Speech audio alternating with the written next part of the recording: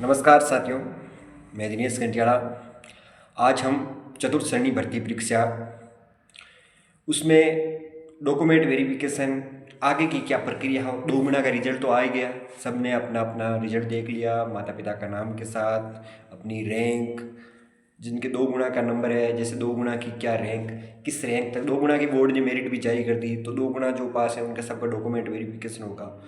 तो सबकी बार बार इन्फॉर्मेशन आ रही थी, चाहे सारथी पॉइंट से, टेलीग्राम चैनल से, चाहे टारगेट क्लासेस के विद्यार्थियों के द्वारा, सबकी लोग आ रही। बार बार हमें ये पूछा जा रहा था कि आगे क्या प्रक्रिया होगी, क्या मतलब आगे डॉक्यूमेंट वेरिफिकेशन कैसे होगा। सबका ये बड़ा सवाल था। हमने सोचा एक छोटा सा वीडियो इस यूट्यूब पे बना दें ताकि सभी अपनी सही जानकारी आपके साथ में साझा कर सकूं।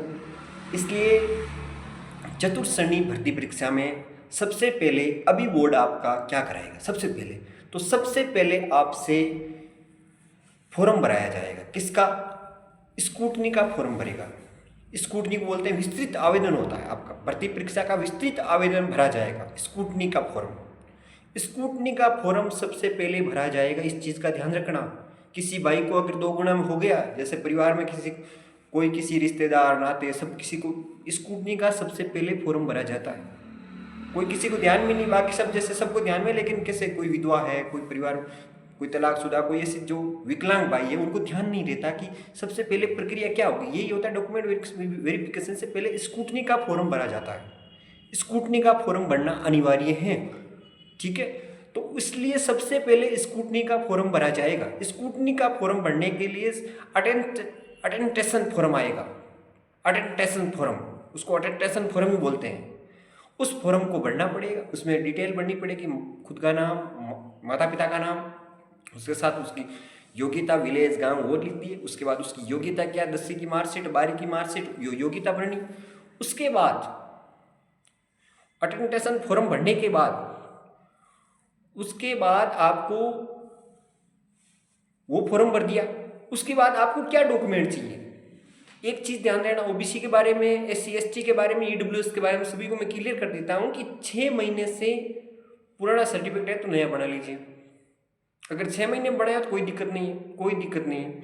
इसलिए सबसे पहले क्या क्या डॉक्यूमेंट चाहिए उसकी विस्तृत जानकारी आपसे साथ साझा करना हूँ। एक तो सबसे पहले ध्यान रखना कि अभी जो स्क्रूटनी का फॉर्म भरा जाएगा उसका सबसे पहले ध्यान दे लेना।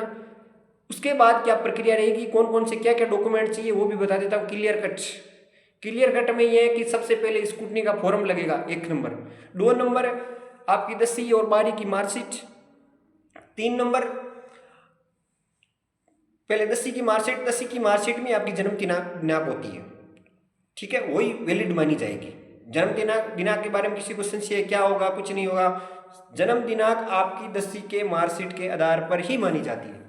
3 नंबर सीनियर स्कूल यानी 12वीं की मार्कशीट। 4 नंबर में क्लियर कर देता हूँ चतुर्थ श्रेणी कर्मचारियों को, आपको अगर आपके पास RACT कर रखी है तो RACT की डिग्री लगाना ही लगाना, जरूरी लगाना। अगर आपका प्रमोशन होगा चतुर्थ श्रेणी कर्मचारी से LDC में तो RACT के आधार पर ही आपका प्रमोशन होगा, अन्यथा नहीं होगा, क्लियर कट।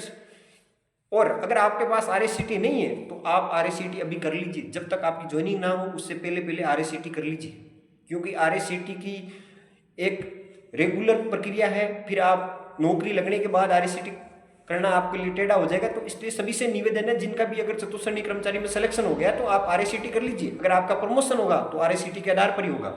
उसके बाद मूल निवास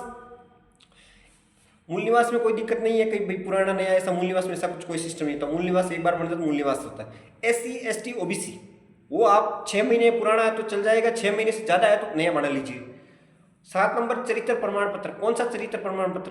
अंतिम शैक्षणिक संस्था का चरित्र प्रमाण पत्र, जहाँ से आपने लास्ट बार से 12वीं की, चाहे आपकी अगर BEd की, वहाँ से भी अगर आप चरित्र प्रमाण पत्र ला सकते हैं। उसके बाद 2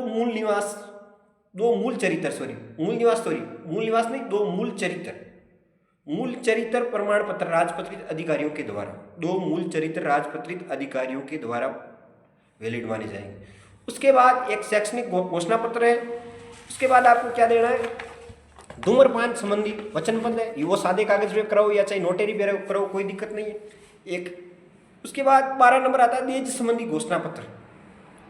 चाहे दहेज संबंधी घोषणा पत्र सबको बनाना है, चाहे विधवा हो, चाहे अविवाहित हो, तलाकशुदा हो, किसी को सबको ही बनाना है। अगर कुछ कह रहे हैं भाई हम अविवाहित हैं, हमारे क्यों लगेगा, अरे भाई आपकी शादी होगी, आप ऐसे लिखोगे कि मैं आगे दहेज नहीं लूंगा, ठीक है, जो प्रक्रिया गवर्नमेंट की वो करनी पड़ेगी आपको। जिसके शादी हो रखी है तो विवाह प्रमाण पत्र लगेगा नोटरी के साथ। 14 नंबर है संतान संबंधी घोषणा पत्र राजपत्रित अधिकारियों के द्वारा, चाहे विवाहित हो चाहे अविवाहित हो, सबको बनाना लगभग कंपलसरी है, क्योंकि अविवाहित से बनाते हैं, विवाहित से बनाते हैं कि संतान अगर अविवाहित है तो शून्य लिखना है, विवाहित है तो जो जितने संतान है उसकी संतान है तो लिखना, नहीं है तो जो भी लिखना। सामान्य घोषणा पत्र लिखना है। सामान्य घोषणा पत्र क्या होता है कि भाई मैं इस प्रक्रिया में आया हूँ, मैं चतुर्श्रेणी भर्ती परीक्षा में सिलेक्शन हुआ है, मैं ये करूंगा, ये पालन करूंगा, मेरे जो भी डॉक्यूमेंट है वो सही है। संविधान की शपथ पत्र, इसका आगे मैं बताऊंगा वापस। भी एक विकल्प होता है, विकल्प पत्र बोलते हैं, उसमें जैसे टीएसपी का है या नॉन टीएसपी का, वो घोषणा देना। एक 18 नंबर आता है नमूना हस्ताक्षर, भाई मैं जो भी नाम है चतुर्श्रेणी भर्ती परीक्षा में मेरा सिलेक्शन हुआ है, मेरी योग्यता वो सही है, जो भी मैंने दिया वो सही, मतलब नमूना आपकी राइटिंग हस्ताक्षर पत्र बोलते हैं, एक ही बात है। एक 19 नंबर आपको आधार कार्ड चाहिए, आधार कार्ड चाहिए, लाइसेंस, एक वैलिड डॉक्यूमेंट आपको देना होगा, उसका निकाल के ओरिजिनल कॉपी देनी पड़ेगी वो। उसके बाद जैसे एक मैंने कहा ना संविधान शपथ पत्र लगेगा। संविधान शपथ पत्र में आपको संविधान की शपथ लेनी कि मैं चतुर्श्रेणी भर्ती परीक्षा में सिलेक्शन हुआ, मैं संविधान की शपथ लेता हूँ कि मैं या लेता हूँ या चाहे लेती हूँ, मैं सत्यनिष्ठा से संविधान की पालना करूँगा, करता हूँ, करती हूँ, ठीक है। मैं भारत और विधि द्वारा स्थापित मैं भारत की संविधान के प्रति श्रद्धा और सच्ची निष्ठा रखूँगा, ठीक है। ये आपको एक संविधान की शपथ का प्रारूप है वो लेना। और अगर और भी कोई आपको जानकारी देना है तो आप इसमें यूट्यूब पर आप जुड़े रहिए। यूट्यूब को चैनल है, उस पर जो लाल बटन है उसको दबा दीजिए, दबाना है तो नहीं, अच्छी नहीं लगे तो डिसलाइक कर दीजिए, कोई दिक्कत नहीं अपने। और एक चीज़ और है, अगर अटेंडेंस फॉरम है ना, उसकी मैं जो यूट्यूब के नीचे लिंक में डाल रहा हूँ वो देख लीजिए। जय हिंद, जय भारत। अटेंडेंस फॉरम यूट्यूब के नीचे कमेंट बॉक्स में मिलेगा आपको, ओके।